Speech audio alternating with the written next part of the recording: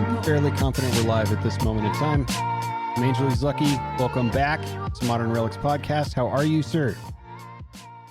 I'm good. Had to rush here. Had a bit of a mishap at the office. Yeah. So had a client get some low blood sugar and pass out a little bit. So put me about 45 minutes behind.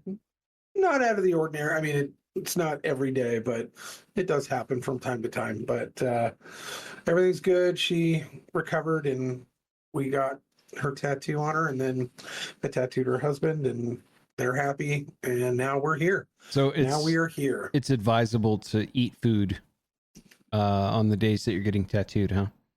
Yeah. Heavy protein meal if you can help it. Yeah. So it keeps your blood sugar stabilized and keeps you from passing out. So always eat before your tattoos, kids. I think that's good advice. Yeah, man. Stay in school. Stay in school. And eat before your tattoos, and don't buy drugs. Don't buy drugs. Don't run from the police. Just pull over. It's good stuff. Don't vote blue. You know, these are life lessons. Don't vote blue. Yeah. Ever. Speaking of, it's really hard to have a segue other than there's been an awful lot of politics in the news this week. I was trying to figure what else we were going to talk about, and really, it's been completely dominated by probably the most historic thing since, I don't know, the COVID shutdown, 9/11. Yeah. An assassination attempt is pretty big historical news, and it will dominate the airways. And I can't think of anything else to talk about. I tried, but it was huge. Yeah, I'm just bummed. This was the pod I was going to reveal my ceviche recipe, but I think we'll have to pump the brakes on that one. Yeah, maybe next week. So a lot to talk about here, and there's so many places that I think the story has gone in the media coverage since I started watching it. And I think the first thing I sent you, probably 15 minutes after it happened and it was starting to just my phone, everything's exploding, was just like, well, shit just got real.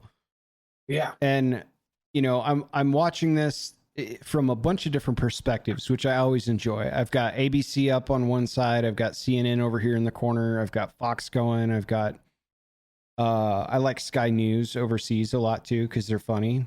I think they're like Australian, the channel that I watch. But what I found immediately interesting was that some news outlets were trying to find out, who else was hurt, what's the situation, shots been fired. We'll let you know as soon as we know, is there a bunch of loss of life? Is there pandemonium?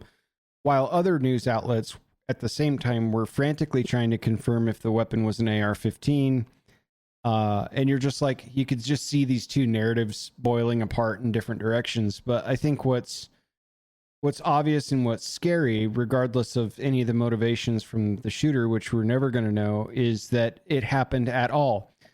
And I have some critiques about what I saw just from the footage without the influence of the commentators, which I also think is a good way to watch the news, is just try to interpret what you're seeing on the screen without anybody talking at you.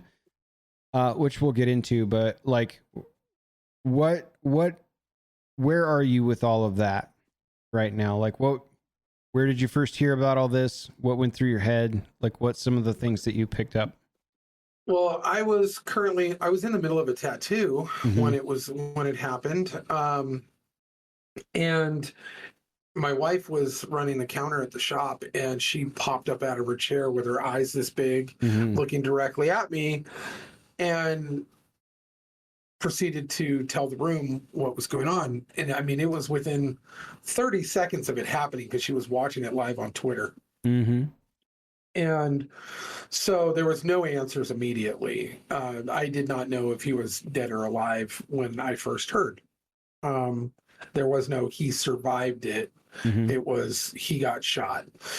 And but obviously as it played out, we all know now that he got winged in the ear because of a very advantageous head turn that created the split of realities of what we could have been dealing with one way or the other. Yeah. But oh my God! a couple of things in the aftermath that was very interesting to me after the dust was settling. Other than the obvious of the questions of security protocols and how did he get theirs and all of those things, was one, man, did a lot of those news organizations that you were speaking of not only do those narratives, but one of the things that I noticed is that it took them a long time to admit it was an assassination attempt. They did everything they could because they know full well that if it was an assassination attempt, you might as well have signed the papers for him to be president. And they knew that. They know it. They know it now. And they know that, much like we had discussed last week and the week before, probably, that they needed to replace Joe Biden. They know that they needed to. But this incident wiped all that away. It is a moot point now. It doesn't matter. They could literally put anybody up against Trump and he's going to win. Much like Reagan back at his assassination attempt when he was running against Mondale. It jumped him up 30 points or so. He took every state minus Minnesota and took out of the run to 270 all of the electoral votes. He took over 500 and Mondale took 12. All due to the failed assassination attempt. That's the type of things that happens in this country when this happens. The news knew that, so they did everything to say Trump dropped down to his knees because of popping noises. He got scared from weird noises nobody knows about. They reported that for hours. Hours, trying to deny any fact at all that somebody took a shot at this man and he survived. Even with active audio coming in from the Secret Service screaming, we're a go, the shooter's down. And they were just like, still strange, unexplained popping noises that were unclear on, they did everything they could to try to spin it in a direction until they could figure out a narrative of, what direction are we taking this? And we're going to take it in the gun control direction? Perfect. As many as they could. I mean, the immediate responses, this is what MAGA has done to America, and no wonder they're shooting back. What we do know, the only thing for like most of the evening that was the biggest rebuttal is the only thing that's confirmed about the shooter is that, and we're not releasing his name somehow, but we know his name enough to say that he was a registered Republican voter. Right. That there's other claims coming in. It's like that may be, but he also registered and donated a bunch of money to the Biden administration. So like, he donated twice to Act Blue, which is a Democratic, and basically he was registered for the primary, as it happens in a lot of different states, to affect a Republican primary, which is what they do in Idaho all the time. So like we have hundreds, if not thousands upon thousands of Democrats in the state of Idaho that during the primary switch over, and we actually had to fix that recently at our last legislative body, but session. But they definitely, what they do is they switch over so that they can pick the least conservative person and try to push them through to get as many rhinos through as possible. That's all this kid did. He just registered as a Republican in order to, but if you're donating to Act Blue, like where his loyalties lies. That being said, there's still too many questions, but like you said, we'll never know because it all got handed over to the FBI, and we know where they kind of stand as America's KGB right now. So it's all going to die in the dark. Yeah, and I watched a bunch of talking heads after the fact, and Piers Morgan, of all people, had a really interesting display on his show where he put up like a minute and a half, like cut scene worth of news clips from all the hard leftists in politics using agitative, inflammatory, and threatening language. You know, the big narrative there was comparing Donald Trump to Adolf Hitler. He's like, why wouldn't people think, you know, if Hitler's to be removed, that they couldn't just do the same thing for Donald Trump, which I think is abhorrent because Hitler killed 6 million people and 3 million Jews in a Holocaust and concentration camps. And like, they're not even on the same fucking planet. They're not even in the same universe. So like, that's not even close. That's abhorrent to even make that comparison. But even as recent as a couple of weeks ago when Biden said, we got to put him in the crosshairs. Well, somebody did, you know, and he had this whole narrative going where he interviewed a bunch of different panelists, you know, the really popular SEAL team guy that took out bin Laden. Yeah. He was on there. Shapiro was on there. And then a bunch of crazy leftists that were, again, trying to twist it back to, well, this is all what MAGA America has done. So we should have just expected it. Yeah. I've got some serious grievances with some of the cell phone footage that's popping out online a couple days after the fact now. I mean, as it stands, this is July 16th. This, what is today, Monday? Yeah. This happened 2 days ago? It's Tuesday. So 3 days ago this happened. Yeah. But the amount of people's like trying to get the attention of the authorities and the Secret Service that like, hey, there's a kid with what appears to be a gun climbing up. Like, maybe could we possibly look at this guy? Like, hey, there's a dude over here. And it's many of them, and I'll bet you we see more. But even already in the 3 days, I think I've seen probably 4 or 5 different videos of people pointing at the dude and saying, hey, this is a problem. Why isn't anyone handling this? Well, I looked at it topographically. That would have been an absolute threat zone for an area of contain for sure. Like just like where the stage was, where the field was, where the adjacent buildings are and stuff. So how that was not covered is beyond me. Now, the counter sniper guy that took him out that may or may not have recognized that there was a shooter on the building prior to the shots or whatever. He's not just going to aimlessly and wildly fire a shot over the heads of a ton of people if he's not sure if that's a camera lens, if it's a scope, we don't know anything about the gun or the scope or any of that stuff.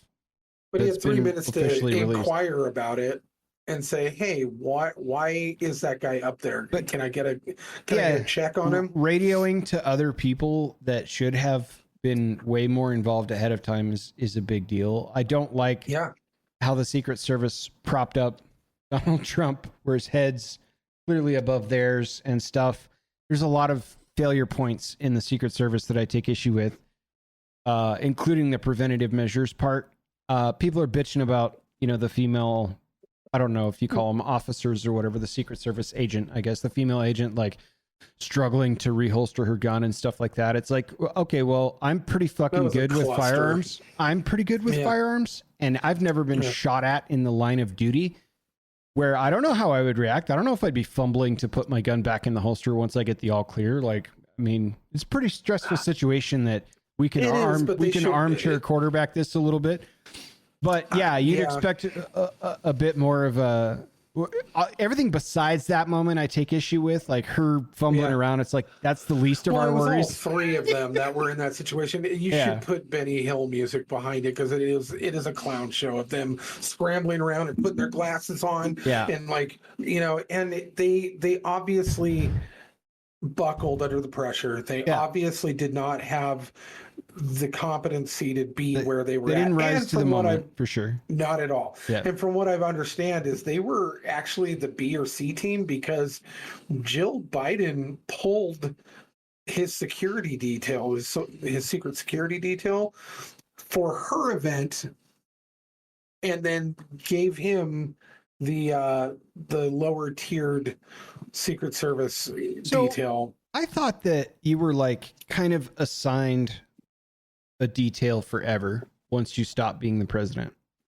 Apparently not. I guess not. That is not the case.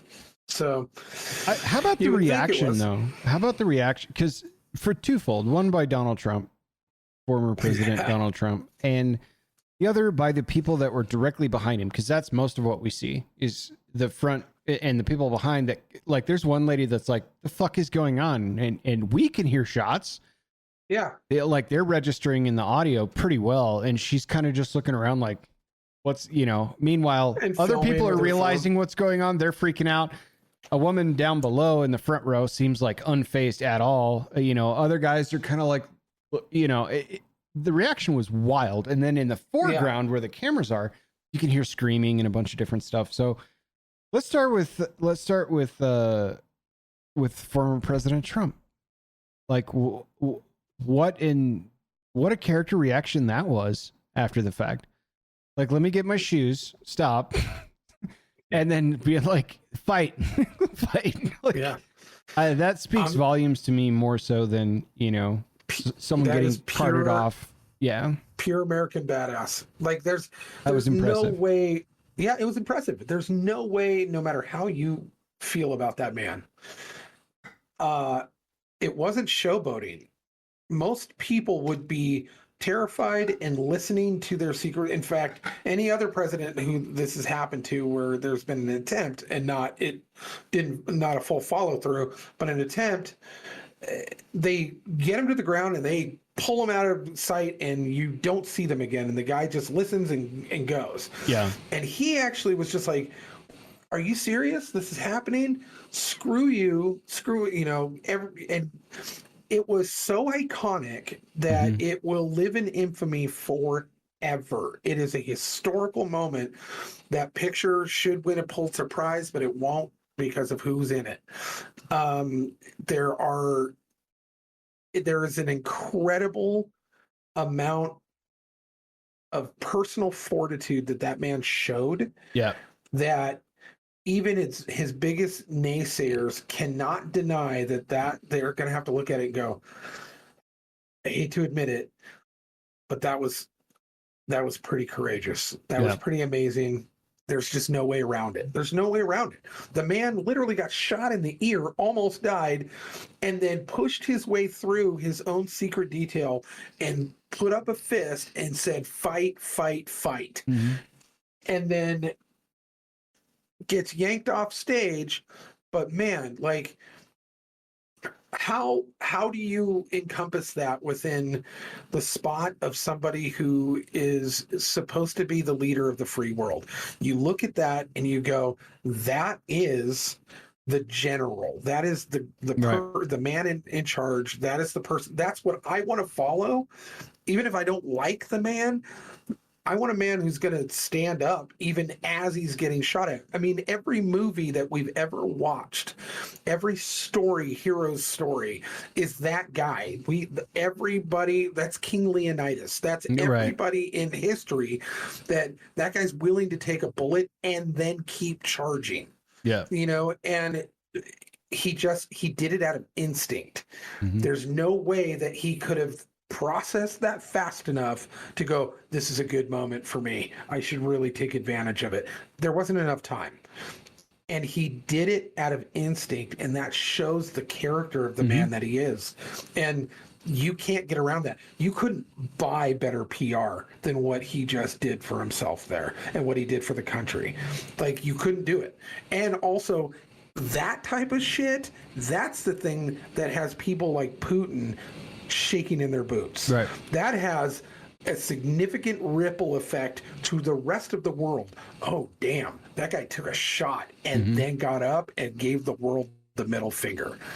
Like, that's gotta be intimidating for any world leaders. Like, oh, this guy is not a coward. This guy is not going to buckle under a threat.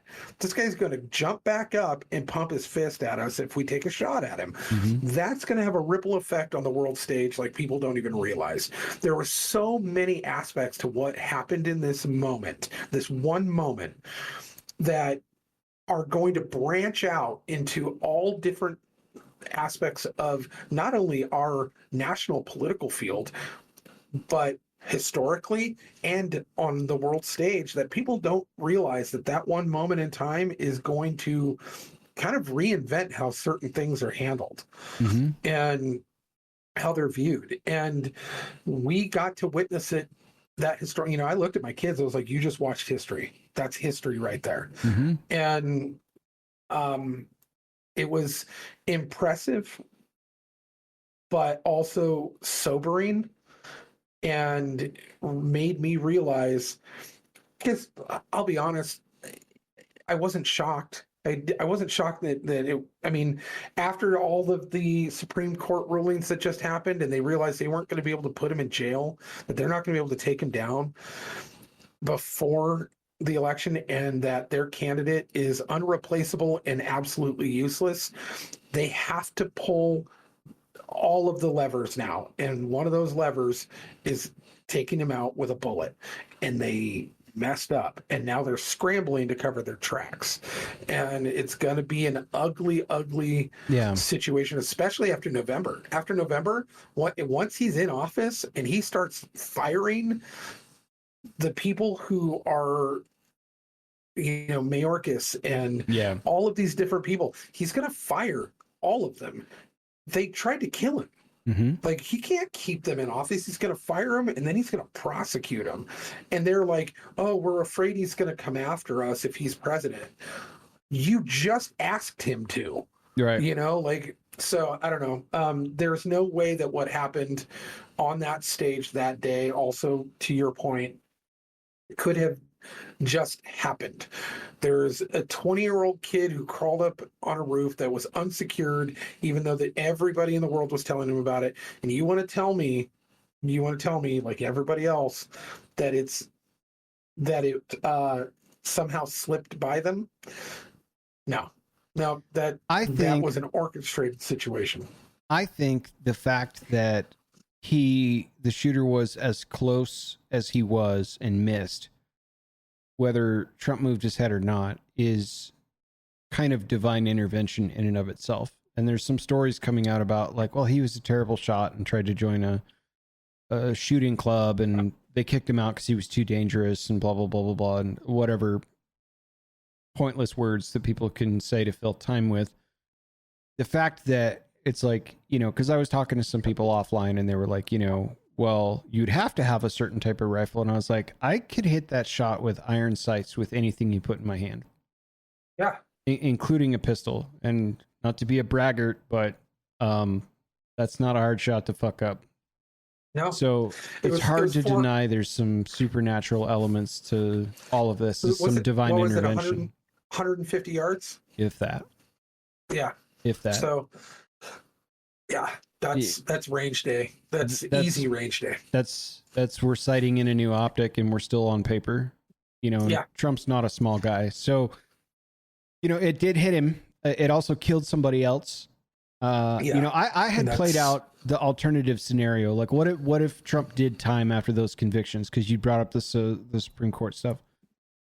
No doubt in my mind, it would have been a Jeffrey Epstein situation. For sure. No doubt.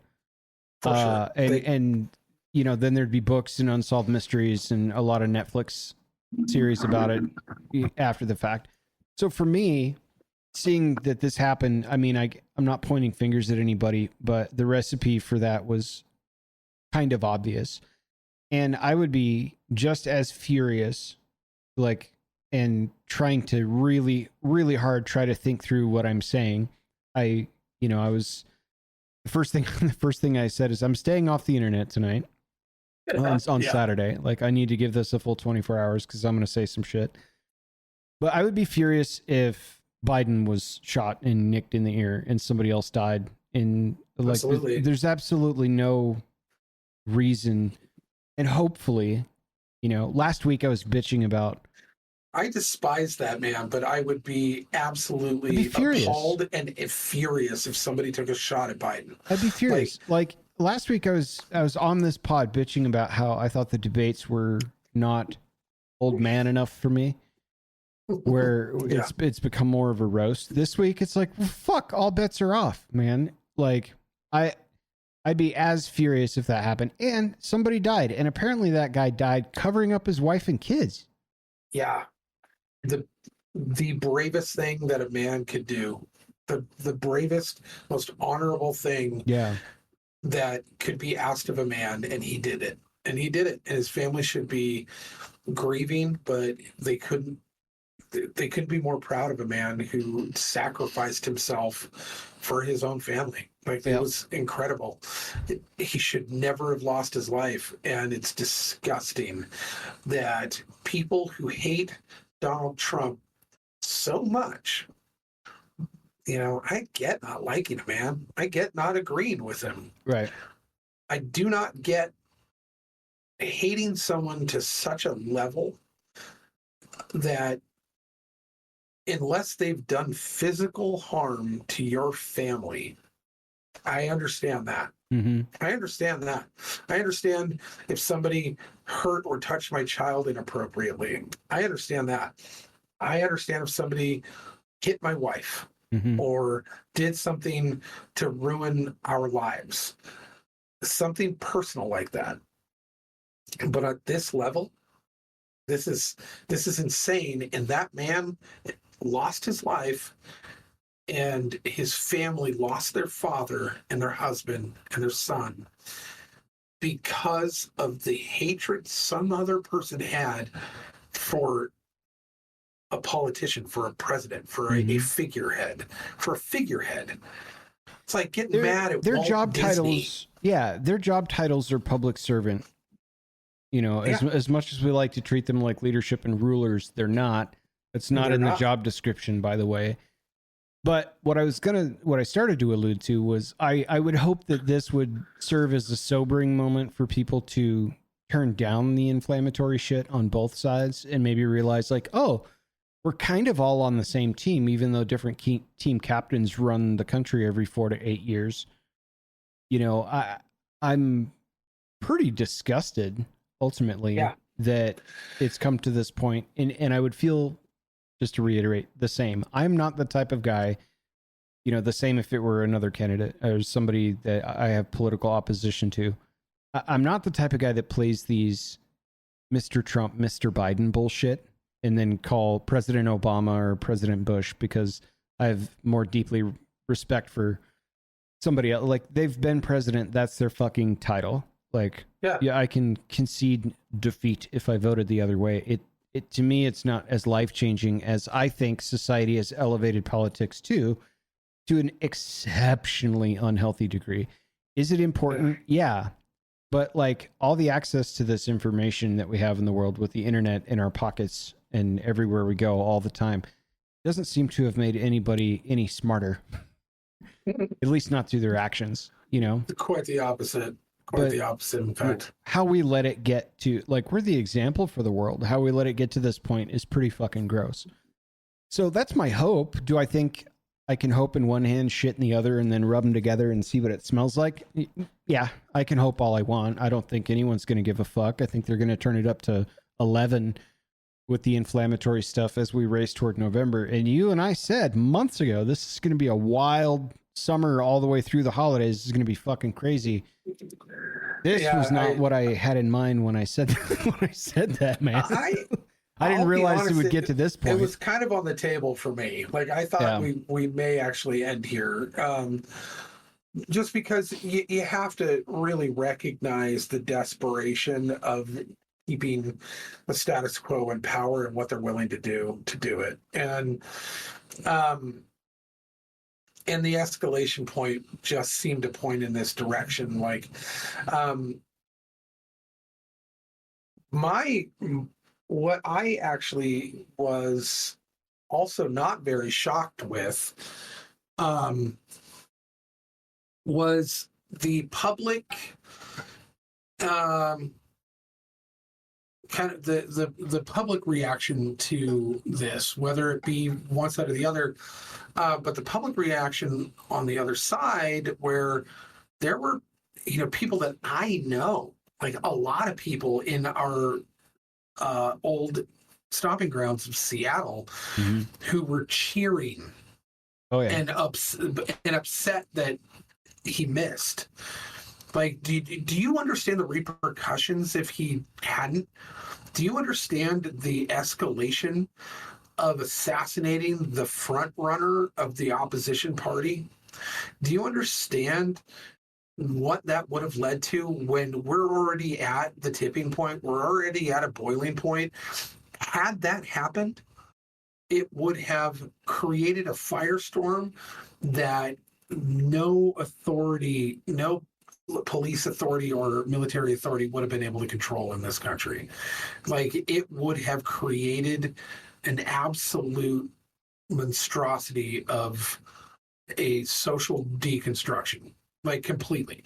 And what I also find very interesting is that they took a shot at Trump, nicked him in the ear, almost killed him, but not one town burned down. Mm-hmm. Not one riot happened. That's exactly where I was going to go next. Is I was appalled at the lack of peaceful protests from the right and the far right. Oh wait, no, that was kind of expected because this whole thing is bullshit. Yeah. Wouldn't you expect the violent ones, quote unquote, to be the ones throwing bricks and bottles and freaking out because our guy got shot? No, not a single thing. Not a single riot, not a single window broken, nothing torched, nothing. And you want to tell me that it's the same thing? You want to tell me that there's an equal amount of rage on either side? You're out of your mind. That's how I try to boil down arguments that, you know, my friends on the left can't seem to rebuttal with that make any kind of sense. Is it's like, well,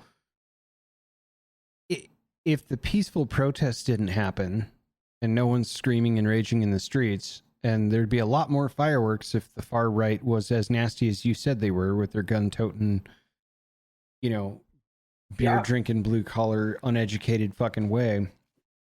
That would be crazy. But let's ignore all of those words and let's just wake up in the morning and take a step outside and take a look objectively at the reality that we live in now under this administration. Are things better? Are they safer? Is your gas prices better? How much are you paying at the grocery? You know, how can you object?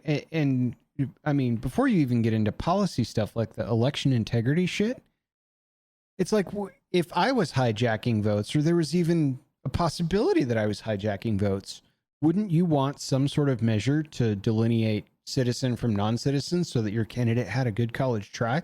Why is that racist to say? What, you know what I mean? Like, look around. You tell me objectively. Well, words, noises, tears. Nobody has, like, all of the spin about how fucking crazy shit is and how MAGA's ruining America and all. We would have seen it. Yeah. We absolutely would have seen it. Now, the argument is, well, you know, Donald Trump didn't die, so that's why you didn't. Still your fault. Okay. How does Donald Trump lose the election? Right now? Yeah. Like, man. Because everyone's like, what do you think? Do you think that cements it? Even I think if something the better question is, how does he lose? Yeah, I think it cements it. I think, in fact, that was the first words that came out of my mouth. Is when Aaron said that, I looked at her and I was like, well, if he survives this, he just won the presidency. Yeah. I mean, instantaneously. But not that I had any doubts prior to that, but this clinches it. And but I honestly, I don't, even if something legitimate came out and he did something awful, horrendous, at this point, I don't know if it would get any traction.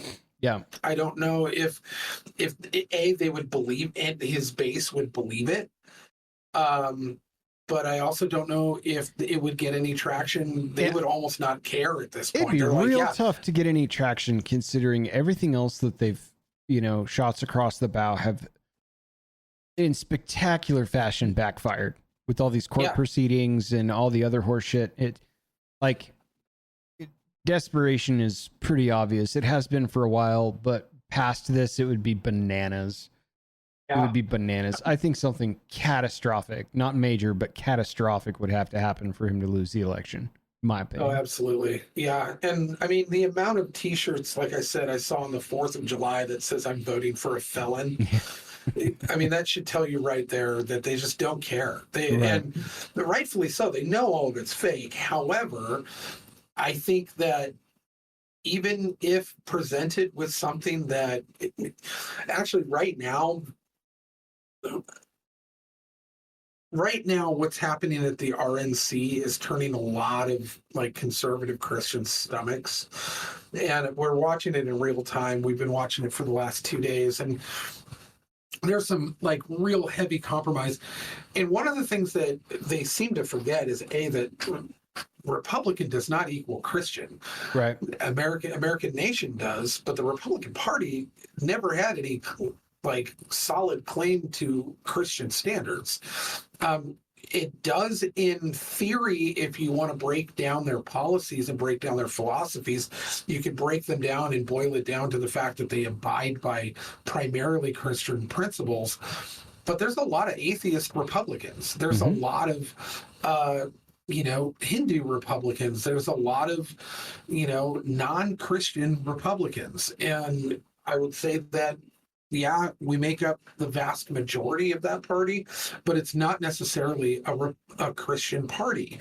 But they're clutching their pearls right now. And I get it. I get the compromise of morality that they're kind of projecting. But they've got Amber Rose up there doing a speech. And everyone's like, what is that Satanist whore doing on the stage? Yeah. And I get it. I get that. But she's also a heavy influencer with the demographic you lose the most, which is the 18 to 30-year-old white women. And that's who her demographic is. She's an influencer. And if she goes up there and goes, I've changed my mind about Donald Trump, so can you? Big time. Big time. You're gonna check off a bunch of boxes, and yeah, you compromise some morality to do it, and I don't agree with that. But I get the strategy of it. Big time. And if the 2016 selection for vice president was to capture and solidify the Protestant, uptight, religious values folks by choosing Mike Pence. 100%. This J.D. Vance thing, which is also on topic for discussion, is the largest runaway victory, middle finger. I'm going to get an acolyte, essentially, that's going to be more Trump than I am to be the vice president if something happens to me. He's harder on abortion. He's harder on foreign policy. He's like, realistically, and I watched a couple people break this down. I think notably Ben Shapiro, because I was listening to all this unfold at the same time. He's like, he's kind of a progressive-ish Republican dude if you boil the policy side of it down. Like, truly, it's the flamboyant, fuck you, this is what we're doing stuff that people can't seem to get over. J.D. Vance is twice as hard on that stuff. And he's only been in politics. He's a young dude, right? I think he's 38, 39. I feel like 39. he's been in politics just for a handful of years now and already making a ton of waves. To me, even that selection was fucking crazy when that came out. I was like, okay, like this is I'm not appealing to my base. I'm not trying to save the conservative Christians. I'm not trying to capture it. Like we're shifting gears now type of vice president selection to me. Which is really odd because J.D. Vance started off in 2016 as a never Trumper. In fact, called him a Nazi. Yep. Extremely critical of Donald Trump. And so everyone's really mad about it. Like all the Christian conservatives are like, this guy sucks. He's a never Trumper and he also this and that and this and that. And I'm like, yeah, but so was I. I was a never Trumper in 2016. So was a bunch of people. I still maintain, and I didn't say it, I think on this pod, it was probably on my last series, that I was at the point where I was like, still voting Republican, but anybody else besides this guy, like I'll take Jeb Bush. Like, give me a third Bush. Yeah. Like, this guy's an ass. Like, the grab him by the pussy stuff. I mean, it was real back then, so like a lot of people felt the way that we did back then and have kind of come around. So I think having, the Satanist horror or whatever on stage, I think at this point we welcome the vote and the voice. Yeah, absolutely. Well, and what's going on with like JD is that I think he witnessed the fact that the man was, in fact, who he said he claimed to be, and Mm-hmm. actually and came out and did what he said he was going to do. Mm-hmm. So, like, it's hard to deny that there can be development within a political career, let alone a human's conscience, you know. So my personal political beliefs have to a degree shifted since we've started this podcast together, and we're at episode, what are we at, 31, I think. So yeah, it's possible for people to evolve into, you know, well, let's see what transpires, and then take a new and evolved approach to it. 100%. yeah. So I don't, out of the four nomination, or the four finalists that he had pulled up, Mm-hmm. JD was the only one that I thought was even worth anything. Yeah. I would have liked a Dr. Ben Carson. I would have liked somebody else, but I think it was a bold move throwing JD Vance in there. Now he's pro-Israel, which I'm super okay with. He's apparently, you know, they say that he's kind of light on the abortion issue, which, you know, my perspective of Trump's and JD Vance's abortion issue thing right now, people are giving him a lot of flack for it, and they're in my circles of politics talk, right?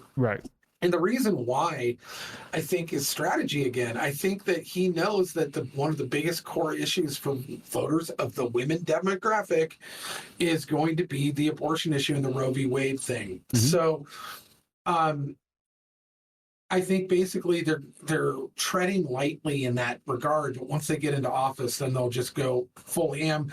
This is the president who got the situation with Roe v. Wade removed. So, like, why are we doubting that he has, you know, even though he has said on film, in interviews, I think he's just kind of playing the game, and he's figured it out. It's very much the swamp, right? Like he's playing the game, and it's like, yeah, the federal support should not exist. It needs to belong at the state level, blah, blah, blah. I didn't upset the apple cart by saying that, because that's kind of what it is. Right. And moving on, you know, but in reality, I think we're going to see a big shift there too. I'm glad it was JD Vance over Marco Rubio. I would have also liked to see somebody like Ben Carson or someone there as well.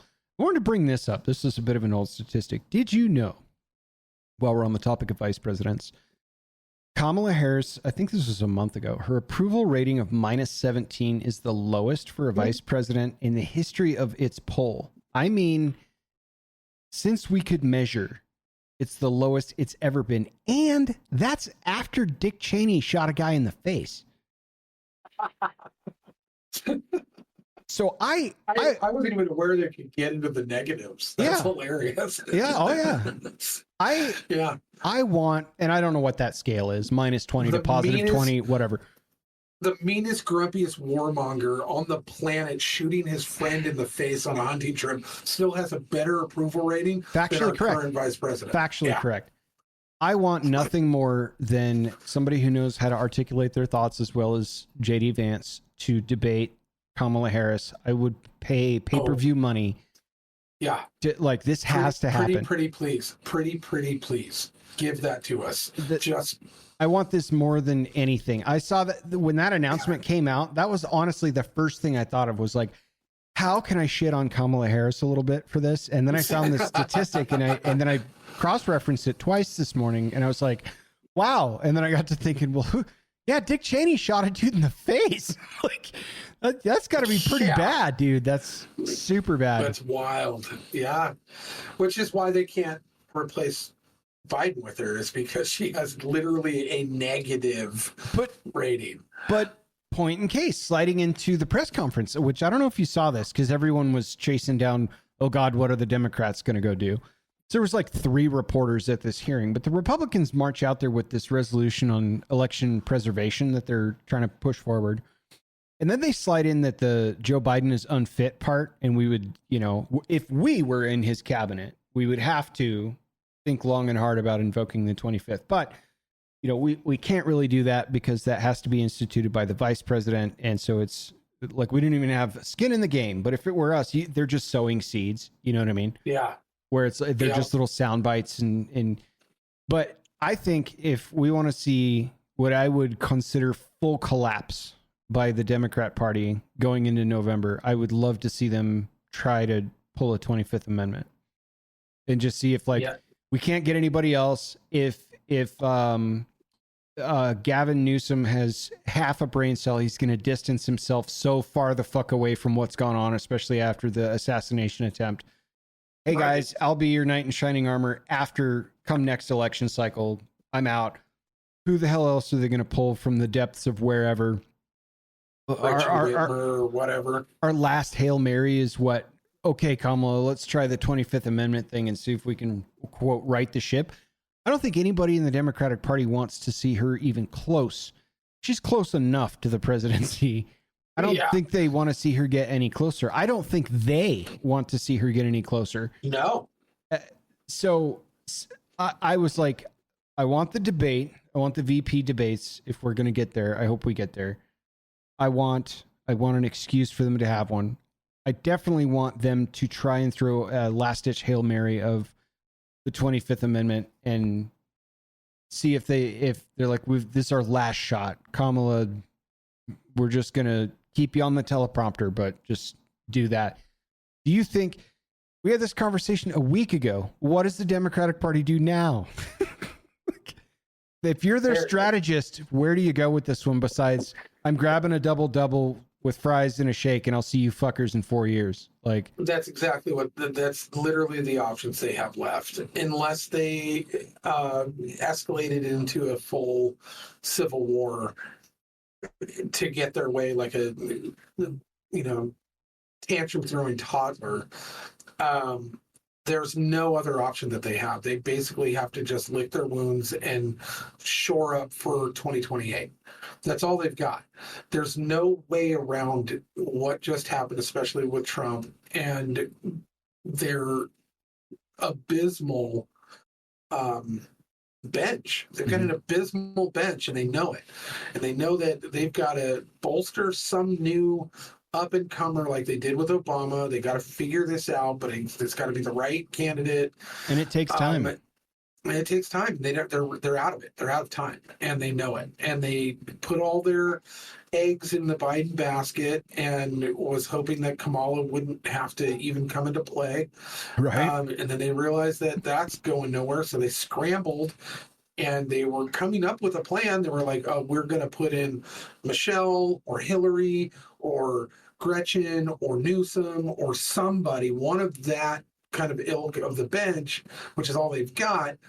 But then they started doing poll testing and realizing that all of them aren't even really polling hard against Trump. So they're hoping that he gets a conviction. They're hoping that he gets put in jail and does the perp walk. They're hoping that he does something stupid and puts their new candidate in a trajectory that will, that they can pull the Biden-Harris regime down and put a different one up in its face. But then the assassination attempt happened. And then it ruined all of it. It ruined every single plan that they even were on the whiteboards in the back rooms trying to figure out the formula to get Trump out and somebody in. They just basically had to scrub it all down and go, let's just wait. We have to. There's no way around it. But it's also, here's the thing, it's not just politics for them. It's world desperation. It is absolute desperation. They know that they've been breaking laws. They know that they've been living in a criminal version of putting what our country is supposed to be. Right. And so they're like, and they're also subject to kind of world leaders that need them in power in order to make certain gears go. And so they're like, we're in a lot of trouble from Trump, but also from this globalist society that we're all subject to, that if we don't produce what they need us to for the plan, then and allow Trump back in, we're all on the chopping block either way. So that's the desperation that you feel. That's why they're taking pop shots at Trump, is because they know they're on the chopping block if he wins 4 years. And hope to God that they somehow come back in 28 and miraculously come back in, but I mean, the bench is too deep. And if prosperity happens even in the second or third year of a Trump administration, people go, oh, yeah, it's going to be a hard... Job market goes up single digits in the first year or so, and we see a drop in the APR from the Fed on the economy, even if it's tariff ridden on other resources, which is kind of what sparked the last one. Like, I think that's going to be a real steep mountain for them to climb. And I don't think, as somebody who professionally works in strategy, that being a lame duck and trying to give somebody enough rope to like hang themselves with is an excellent strategy anyway. Because what if he beats the court cases? What if something happens? Somebody asked me offline, so I forgot to write it down, but walk us through the 25th Amendment.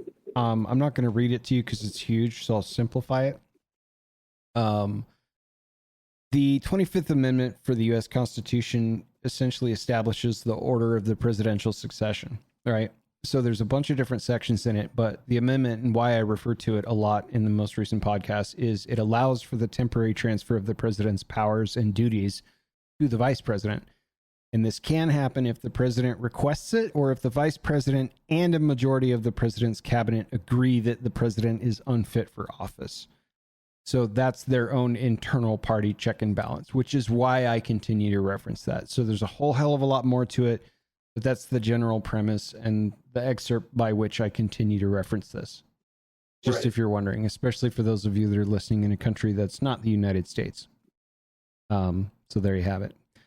I think that's the most basic way I can rip that down. Yeah. I don't know what they do. And I think they don't know what they do. Yeah. I think if you wanted to prop up Hillary, you'd have to clean out a lot of skeletons in that closet, and you needed a lot more time to do it with. She's shrieking for it though. She's in the background going, my turn.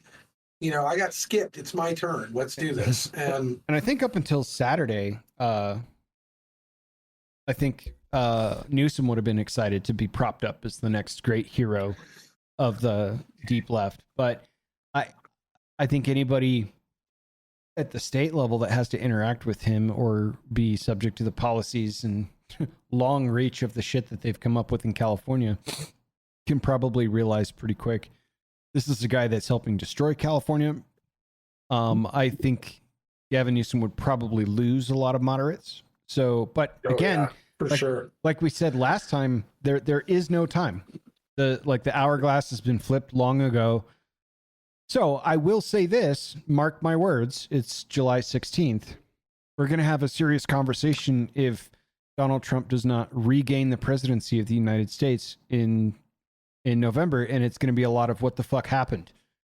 I theorized that he might win Hawaii, Oh yeah, last they're winter. Even talking about New York State is literally on the table now. Pennsylvania is on the table. Like all Pennsylvania of these better be on the fucking table after this weekend. I know, right? But yeah, they're talking that he may actually win New York since the first time in since the 100 years. Yeah, it's insane the momentum that that he has right now, and. You're right. We will be having a very odd conversation if it is in an absolutely and complete landslide. Like if they're all of a sudden the voting polls all go down again at midnight, and then all of a sudden there's those arcs of voter dumps, and then somehow Joe Biden comes out on top the next day. There's or a week later because they just keep counting votes. That's going to be a different conversation, and I don't know if it's going to be on air.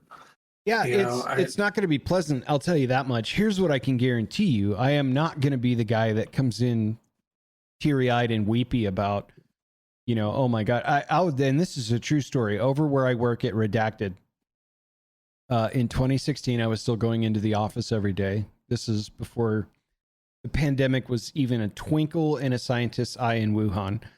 And I went to work after the election, and there were people that were sobbing in the hallways just falling all over themselves, exceptionally unprofessional.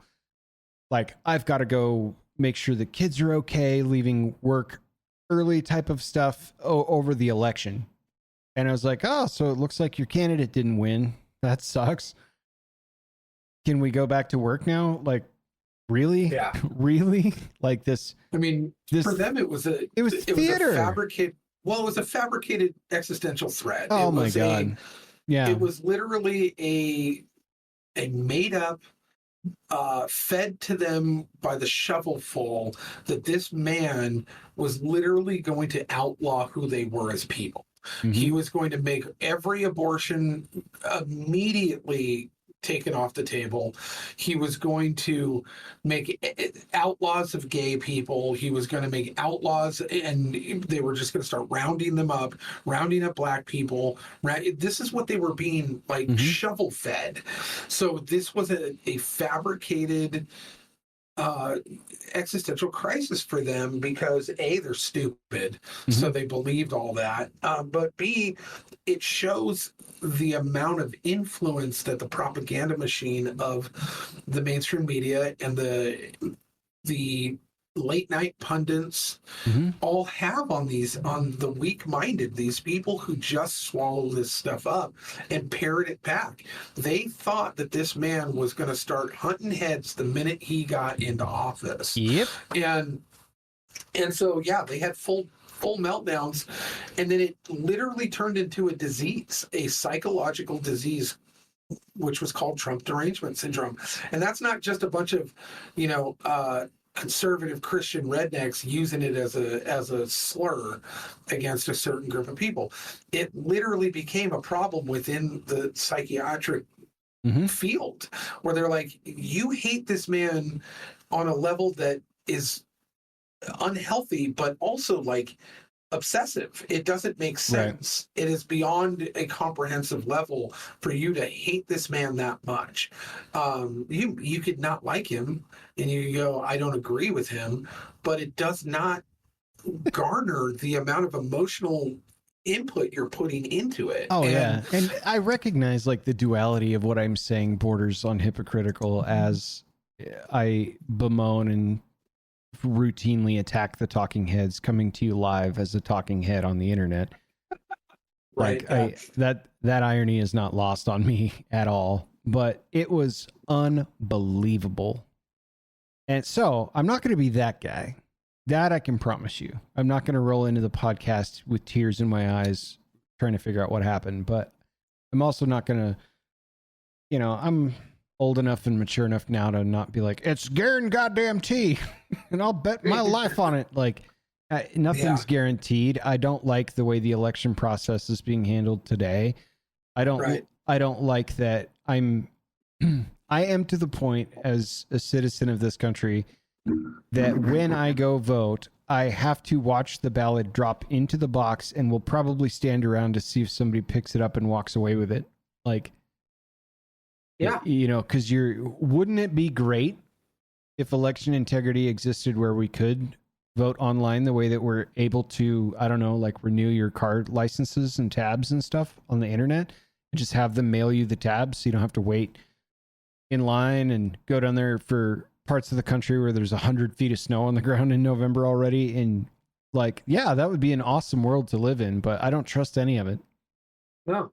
So, and that's the problem, is that they've created an untrustworthy system out of something that should be basic. It should be simple. It should be uniform. There should be a beauty to it that has been removed by the hubris and evil of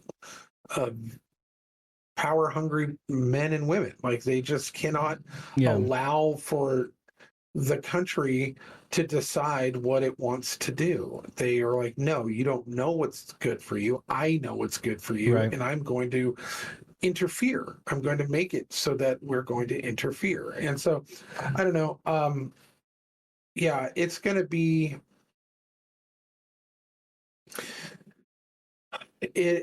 come November.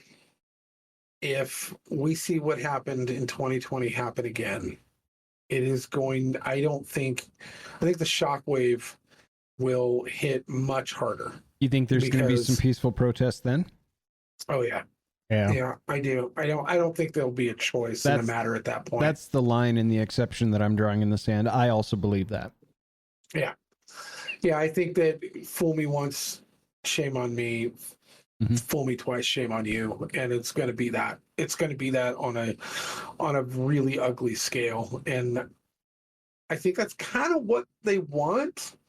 You know what I mean? I think they want that. I don't believe that the Democratic Party and people who adhere to it, I don't think that they want healing. I think they want the destruction of the United States. They want to turn it into something else.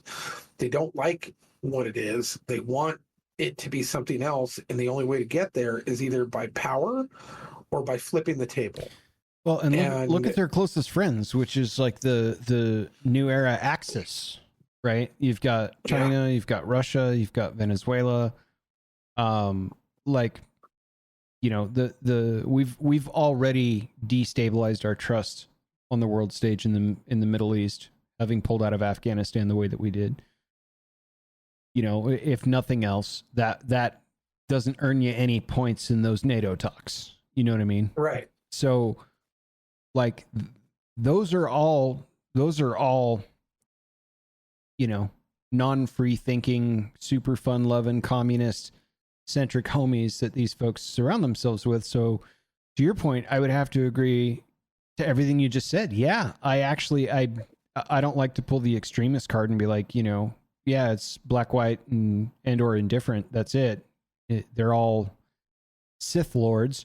But yeah, I'm starting to agree. Yeah, there is some sort of cabal where I honestly believe that is the deepest motivation coming from that side of the political spectrum in America. And it's disgusting. And further, I don't support or condone any kind of protesting like we saw mostly from progressive lefties throughout COVID and, you know, the BLM rise and, you know, all of that stuff coming from the party on the right if the election's stolen again. But I promise you something's going to happen. Yeah. Like, you know, we're past the strongly worded emails part and we're at such a short wick on both sides of the political spectrum or the political aisle that I can almost promise you that something's going to happen. And I think it's a scary thought. Honestly, I think it's terrifying. I don't want that for our country. I want us to see what just happened this weekend and then turn the boiler down and look around the room and be like, oh, fuck, we're all on the same team. We just don't agree on everything. You know, I said that a lot. Like, hey, man, just because we're on different sides of the political spectrum doesn't mean we can't sit down and make a fucking law. You know what I mean? But we're way past that point. And I think it's reared its ugly head in a very disgusting manifest way on Saturday. And I think, yeah, and it's not just going to be in metropolitan areas or bigger areas. Even here, we've got that group of people who want to destroy our way of life. And when I say that, I'm not joking. Here is the newest fun. I don't know if you can see that or not. Yeah, it's all blurred out. Yeah. But we now have a new group in town. And it is called the Kootenai County Communists. Beautiful. And they have a manifesto, and it is long, so I won't read it, but it's wild what their demands are. Everything's a demand. But yeah, they're making some traction here, you know. So it's going to be, these are the type of people that we're, as much as you and I want to get along, as much as you and I want to say, hey, we're on the same team. These people don't think we're on the same team. They think that you're an evil human being, that you're a bad, bad person. And same with me, same with my wife, same with my kids. You know, they're expendable. That's why you got the reactions you did with people who are like, man, I wish they hadn't missed that shot with Trump. Even if we were evil, like, how do you not look back at the absolute hallmarks of the 20th century and all the loss of life that pernicious ideology of that sort has brought forward with Mao's Great Leap Forward and Stalin, I almost said Putin, which is, maybe lumped in with there, but Lenin and Stalin and all of the, the USSR piece of history. Like how is this not a hallmark to how fucked up that ideology is against Western thoughts and ideas? Like they're historically ignorant. They're historically ignorant, and they're being emboldened by modern education. Yes. Yes. It's broken. The modern education system is designed now entirely designed to produce these type of people. Mm-hmm. That's what they want. They want good comrades, good worker comrades. And it's become a big problem. It's where now the education system is just an indoctrination center. 100%.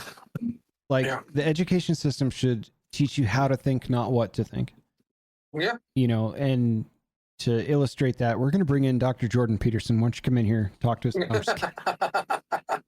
I encourage, if you're interested in learning from somebody that knows an awful lot about specifically Russian history in the 20th century, maybe give him a listen. Yeah. Do you want to go down the trail of, So we said archipelago. We said that people were ramping up, and it's going to be wild going into this election cycle, probably like we've never seen. Now that this weekend's happened,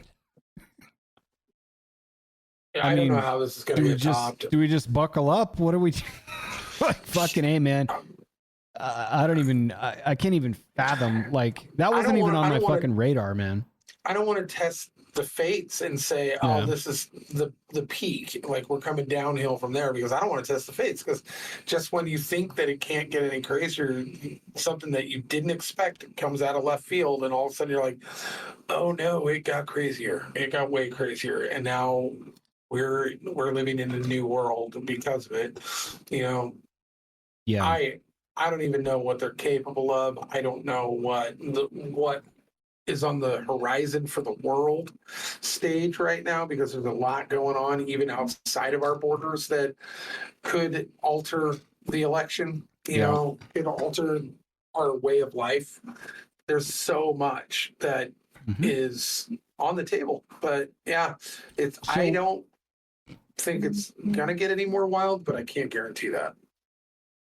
So this group, this Communist Party group with their new manifesto, I assume it reads like all the other ones, but for the sake of argument, where do they surface from? Are they taking out ads in the papers? Is it a Facebook group? Like what? It's a Facebook group right now. Sure. We just found it, and was it just spun up? Popping up and big. It looks like it's relatively new, but they started making comments on a lot of the different local political pages, so they're trying to make a splash. I don't think there's very many members yet, but I think my guess is that it'll pick up a little bit of steam, but they'll make enough of a splash that they'll create a problem locally. But I think, and that's just kind of a little example of how far reaching the pernicious ideologies that are intuitively counter-American are everywhere. They're everywhere. They're in small town America, and that was the goal from the 60s on. Oh, I mean, I believe it, dude. Like you were saying a couple months ago, I think you and I had this talk probably on the pod about that kid. I think he was in Spokane or Coeur d'Alene or whatever, that straight up joined ISIS or whatnot. Yeah. And it just like he was in Post Falls. Yeah, from presumably a Facebook type of group, and it's like, I theorized, well, homeboy had to be on a watch list by the feds if they caught him before. So he's been at this for a while, but this stuff is definitely real. I mean, we've seen it before, but I know. It's gross, man. Wow. Let's shift gears. You saw something called Scavenger's Reign on HBO Max. What is this all about? Shift. That's a tone shift. Yeah. I mean, there's nothing else this week other than holy fucking shit. What happened? Like, yeah. We had no soft opening on this one. We went in dry and hard right out of the gate. Yeah. And so, yeah. And then sorry, not sorry. Well, yeah. Might as well just like go, okay, well, on to, but yeah, I was recommended the show because of, and anything my buddy Justin recommends to me, he's got pretty good and similar tastes to what I have. And he had recommended, and I think we discussed it on one of the very first episodes, a cartoon called Primal that was on HBO based off of the Edgar Rice Burroughs series. No, Howard series. That was a short story that they adapted into this absolutely gorgeous cartoon that I love and I promote constantly. If you haven't watched Primal, 2 seasons, worth every episode. Beautiful show. So at 4th of July, we're just chatting about what we had seen and watched lately, and he told me about this. He goes, I think you'd really like it. And it's only got 1 season, and it is a animated sci-fi cartoon, and it is a slow burn, but it's kind of an intellectual sci-fi, and it is cut from the cloth of like the French sci-fi comic book creator Mobius from like the 70s and 80s, and has a similar artistic feel to it, imagination to it. It is definitely derived of similar art forms from that era. Sure. Probably one of the most creative sci-fis I've ever seen. It is, once again, visually stunning, absolutely beautiful, much like Primal was. Different creators, but it's about a freighter ship of people going colonizing and doing all this stuff. It's obviously been going on for a long time, but in this particular case, one of them gets set off course and strands a bunch of people on an alien planet, and they're all kind of separated from each other. And there's different story arcs going on of survival, but the imagination going into how they've adapted and the certain alien species and plant life and bacterial life that all, you have to like merge them together to do different things in order to create this solution. The imagination behind it is amazing. The imagination behind the creature production is amazing. It was an absolute joy to watch. I think there's 12 episodes. In fact, yeah, there's 12 episodes, and each one is unique. Each one carries the story forward without compromising the uniqueness of each episode and what they have to get through with each episode. And there's a great cast of characters. There's a little bit of woke stuff in it, but not enough for it to matter for the story. Like, the story definitely overshadowed the fact that there was a lesbian character. It didn't even care. Like, and so they weren't like hammering it in. It wasn't Star Wars Acolyte. Yeah, it wasn't Star Wars Acolyte. Fuck but that it show. is, I highly recommend this. It was absolutely beautiful. It's called Scavenger's Reign, and it is on HBO MAX, and it's an original series from them. Nice. But it is, I would say, 8.5, maybe 9 megs. Oh, wow. But I think it's something that you would really enjoy, because although there's not laser blasts in action, which we both enjoy, I think you'll really like the philosophy and the imagination of it. I think that you would really find it kind of appealing. So yeah, I don't recommend it. I don't automatically shit on that stuff. Like, you mentioned 2 out of 3 elements that I'm into. I'm not a big anime guy.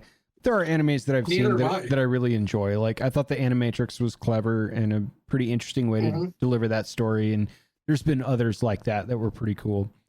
Yeah, I haven't watched any of the Star Wars animation stuff, not a single one.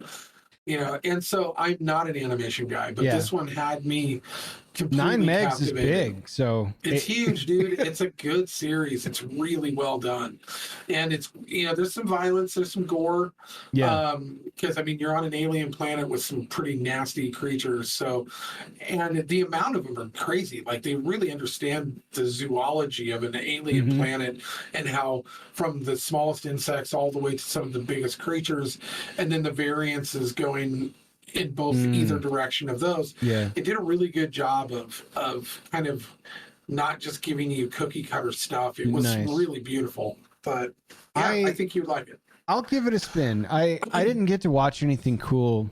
I was super preoccupied, but one of the probably most unique things of my life happened recently. I got to essentially give my thoughts and proofread a little bit. I'm not very good at that, but I see and edit documents a lot where I work over at Redacted. A movie script that was written by one of our friends, and it was easily the most creative story that I've heard in 10 years anywhere, movies or otherwise. And I'm not under full NDA here or anything, but I know the script is going to be entered into some contests. It's like, this is what I've wanted to do with my whole life. I'm actually going to, take a real shot at this. And I've been highly encouraging of this person because it's like, dude, you are the most creative person I know. Like, get out there. Just what the fuck are they going to say? No. Okay. Yeah. They said no. Like, at least you could, try. Just try. That's all you got to do. So I've been pushing because this idea has been tossed around, and it was a concept that was very underdeveloped, but a good idea that he and I talked about in a conversation for like an hour and a half or something, probably 2 years ago. And I got a script, was like, what do you think? And it was the 5th ideation of the script. And I had like 6 pages of notes on it, but it was wonderfully written. It was awesome. Like it was, and he writes to a degree, like there's certain authors, I'm not a big book reader at all, but like, who's that dude, the Northwest guy, Kurt Vonnegut? Yeah. Yeah. The subject matter is a little fucked up, but how he writes, I can relate to, like I can see stuff happening, like the visuals start to appear, and that's keeps the pages turning for me. Because books generally put me to sleep. This script was just like that. It was super, super engaging. It moved fast. The pacing was there. I could see what was going on. Interesting. The story was fucking awesome. And if Not that I'm surprised. Yeah, if I get knowing who this is, Yeah, if I get permission to share it, I would like to email it to you. But I spent most of my week actually rereading the script, and if I don't know much I know almost nothing about script writing. Different, like I know how to storytell. I know how songwriting works. I'm well versed in certain parts of the art of the story, but not with script writing. And what I understand is that usually a page of a script is about a minute long. So like in movie time, right? So if you have 95 pages, 95 minute movie is about where you're at. That's about where this is. But it's really easy to get through. Super fucking rad. And the concept is original. The characters are cool. The way the story progresses is fun. It takes some really weird turns that are kind of unexpected. And when you know the person that wrote it, you're like, well, that took a dark turn. You know what I'm saying? But then there's a shitload of comedy elements that are timed really, really well. And I know that he's probably bounced this around with a bunch of other people in script writing groups that have probably offered way better advice than I did. But I had an opportunity this weekend to send out some notes finally on that. Because I saw the document and I was like, I can't get through this tonight. But I will definitely spend most of my weekend on it. And it was really rad. And I've never been able to like get access to a script that may never go anywhere, but I've never read a script ever. Like, you know what I mean? Like, here's a fucking movie script. What do you think? And help out. Okay. So that was a big honor for me. And it was super bitching, dude. It was super bitching. So next week, if I get permission to talk about that a little bit more, I'll explain to the audience what I'm talking about a little bit more. But I was really jazzed to finally see this concept hit paper in the way that it did. It was super fantastic. So, and I'm glad that he allowed you to push him, because he's so talented and he's such a good dude, but he's reserved in certain ways where he Like, I'm not that good. I'm not that good. And I'm like, dude, you're awesome. You're incredible. He's absolutely imaginative and creative. And probably one of the biggest ideas guys that you and I have ever known. Like, he's constantly comes up with like cool concepts. It's it's the way in which I would describe this person in the way in which most CEOs are described that are founders of a company, where it's like, they're eccentric, they're creative, and then they have to hire a whole bunch of rigid operational people to make the company run because they don't know how to they don't know their ass from a hole in the ground when it, you know what I mean? Yeah. But when it comes to like a concept that's beautiful and wonderful and the creative piece, it's very hard to find that left brain, right brain person that hits it right in the middle. You know what I mean? It's really hard. Willy Wonka totally. Personality. Totally, dude. Absolutely. He's the P.T. Barnum guy. Yeah. And that's, So absolutely. Yeah. So I'll see what I can do there to get that in your hands. But I think you'll burn through it and be like, holy shit, this was. Well, I don't have like anything I've ever seen. Yeah. You don't have to get it in my hands. Yeah. Because our next episode, I will be there. You'll be here. That's right. I've been working on rearranging part of my living room to create a studio where we can podcast way better than last time, because there was a lot of microphone feedback between both of us. But we fired our IT staff before we even launched the pod. So I'm getting a little bit better at it. I'm stoked for that though, because we got some cool equipment. I got some cool ideas. I think it'd be really fun to do this in person, which is next week suddenly. Yeah. So welcome back to the heat. Yeah. So that's a great time to announce this. I did land we're going to do a test trial. But I did land a guest spot down in Vegas at Sessions Tattoo Club. And I'm pretty excited. I've talked to the owner. He's a pretty awesome guy, really nice guy. So I am going to be, in theory, my plan is that I'm going to start coming down there 1 week a month. Yep. Starting actually I'll be flying in on Sunday. Mm-hmm. It'll be Sunday to Sunday. I'll be working Monday, and then Tuesday I'm going to actually take off to help you with any house projects that you've got going on that you need an extra set of hands for. And then to pod, and then Wednesday, Thursday, Friday, and Saturday, just working my tail off down there at the shop. So if anybody in the Vegas area or within driving distance wants to get tattooed, hit me up. Let me know. I will be there. Where can they hit you up? Because probably the pod email is not the best way to get you for this type of work. You can hit me up at my Instagram, which is Lucky Tattooer. Yeah. At Lucky Tattooer. Or Lucky Barnard on Facebook. Or if you want to go to just email me, it is Lucky Blue Flame, all one word, at gmail.com. So any of those three places, you can absolutely hit me up. But yeah, if you guys want to, but I'm really excited. We're going to be doing one pod a month in theory, like if this all works out, one pod a month from the house, from together. And that's going to be pretty exciting. That's going to be fun to do.